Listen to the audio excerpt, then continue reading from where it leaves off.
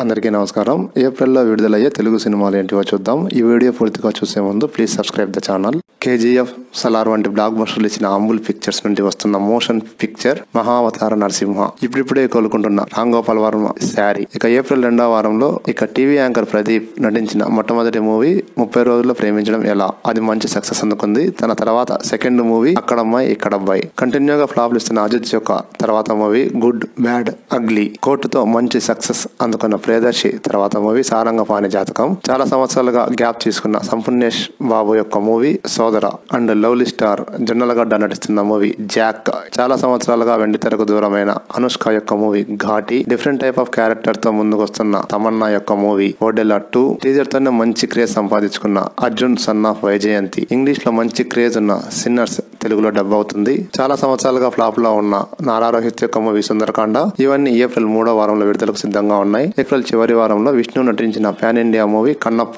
April 25న విడుదలవుతుంది.